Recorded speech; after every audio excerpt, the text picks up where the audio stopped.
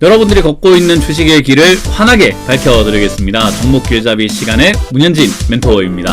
자, 오늘도 여러분들이 역시나 급등과 급락을 반복하고 있는 이런 시장 속에서 어떤 길을 가야 할지, 어떤 전략을 짜야 할지 많이 고민이 되실 건데요. 저희 종목 길잡이 시간 보시면서 많은 대응 전략 짜가시길 바라겠습니다.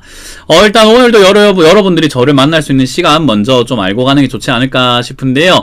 이번 주 토요일은 제가 청주로 갑니다. 청주 충청북도 기업진흥원 지하 1층 강의실에서요. 오후 1시에 여러분들 만날 준비가 되어 있으니까요. 많은 분들 오셔가지고 좋은 이야기 듣고 가시는 게 어떨까 생각이 들고요. 저는 양봉 매매를 하기보다는 음봉 매매를 하는 사람이기 때문에 떨어진 종목을 다루는데 조금 능숙하고, 그리고 앞으로 어떻게 되는지를 알아보는데 굉장히 조금 이렇게 노력을 많이 하고 있다라고 보시면 될 것 같아요. 그래서 여러분들이 아마 종목 길잡이를 보시는 이유도 그런 저의 통찰력이라든지 이런 것들에 도움을 좀 많이 받고 계시지 않을까 싶은데, 그런 것들 궁금하시면 오세요. 오면은 제가 어떤 건지, 이게 도대체 뭔지, 어떤 식으로 공부해야 되는 건지를 알려드려보도록 하겠습니다.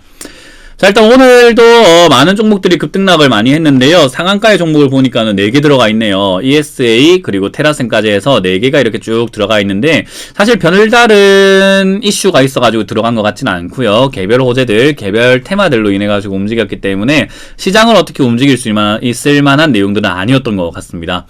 자, 그리고 오늘 10% 이상 올라온 종목으로 이렇게 19종목이 보여지게 되는데, 삼성제약부터 해가지고 쭉쭉쭉쭉쭉쭉쭉쭉 해서 생푸까지 많은 종목들이 이렇게 올라와 있네요. 역시나 여기서도 우리가 뚜렷한 어떤 테마의 움직임을 찾아보기는 약간은 힘든 시장이 아니었나 생각이 들고요. 상당히 여러분들이 조금 대응하기 어려울 정도로 갑자기 어떤 종목이 급등하는 경우들이 많아서, 지금 시장은 급등하는 종목이 갑자기 이렇게 따라 붙게 되면은 꼬리를 잡아버리는 경우들이 많이 생기게 됩니다. 그래서 올라오다가 갑자기 빠져버리는 경우들이 많이 생기니까요. 약간 추격 매수는 금지하시는 게 어떨까? 추격 매수는 자제하시면서 좀 어떻게 되는지 충분히 좀 움직이는 걸 보고 대응하는 게 여러분들이 좀 유리하지 않을까 생각이 듭니다.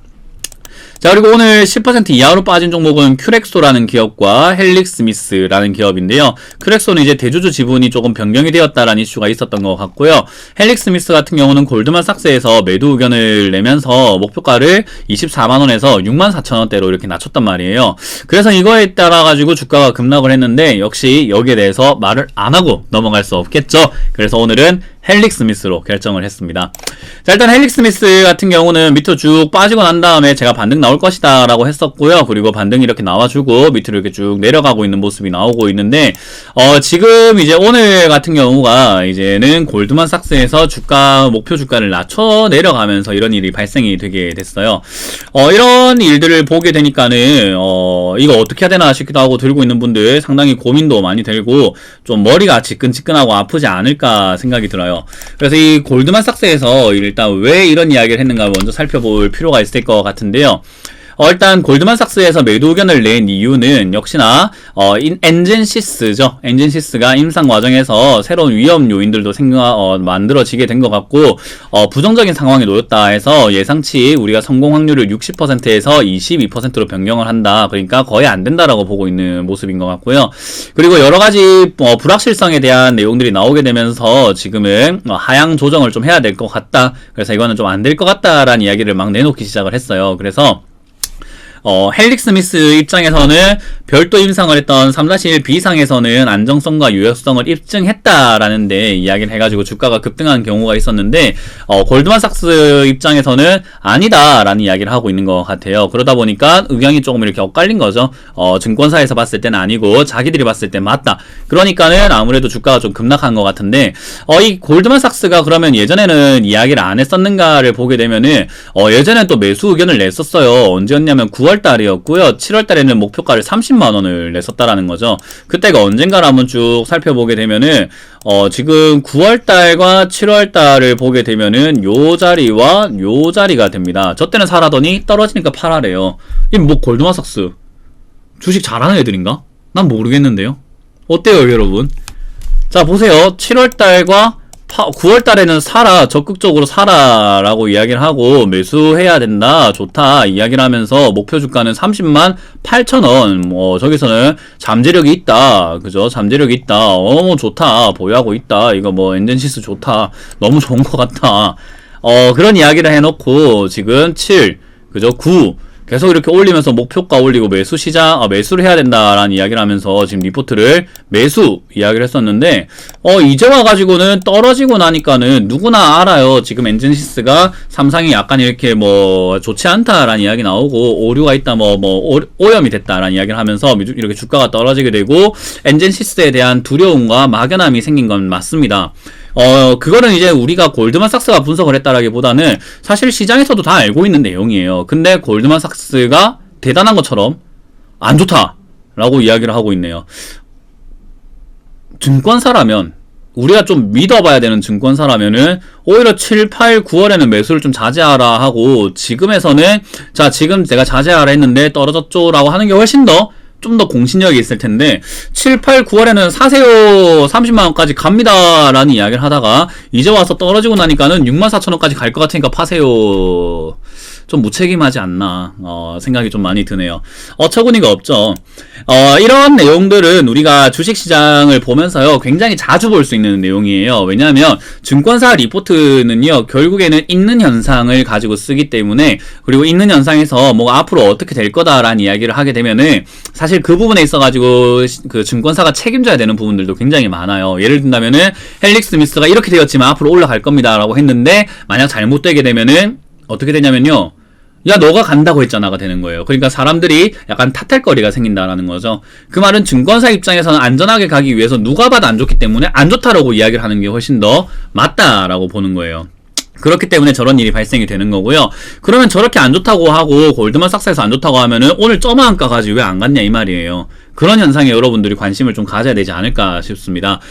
전문가들 뿐만 아니라 아마 TV를 보시면 헬릭 스미스가 골드만삭스에서 안 좋다고 하니까는 지금도 안 좋다라고 생각을 하고 또 안 좋다는 이야기들을 많이 하고 있을 건데, 역시나 문현진은 좀 다르죠. 좋을 거예요. 왜? 안 좋은 거 알고 있는데 안 좋다고 했으니까는 뭐 꽁꽁이가 있지 않을까 생각이 좀 많이 들고요. 뭐 물론 지금 당장 바로 올라간다는 뜻은 아니고요. 지금 여기서 역시나 더 올라갈 가능성은 저는 충분히 있다라고 보고 있고요. 지금 이런 식으로 봤을 때 앞으로 얘가 되든 안 되든이 아니라 이걸 지금 사는 사람이 있냐 없냐인데, 이런 분위기 골드만삭스에서 사지 마라 하고 팔아라 64,000원까지 간다라고 하고 지금 주가가 9만원 10만원대 있는데 들고 있는 사람들도 팔아야 되고 아무도 사면 안 되는데 주가가 많이 떨어지지 않고 거래가 많이 발생이 되고 있다는 것은 누군가가 사고 있다라는 건데요. 상식적으로 봤을 때 많은 사람들이 살 종목은 아니고 적은 사람들이 사는데 많은 돈을 가지고 있나 보네요. 적은 사람이 많은 돈을 가지고 있나 봅니다. 이걸 사고 있네요. 그리고 7, 8, 9월 달엔 사라고 적극적으로 부추겼던 놈들 취소하겠습니다. 놈들은 아닌 것 같아요. 제가 갑자기 너무 화가 나가지고 이 나쁜 놈, 죄송합니다.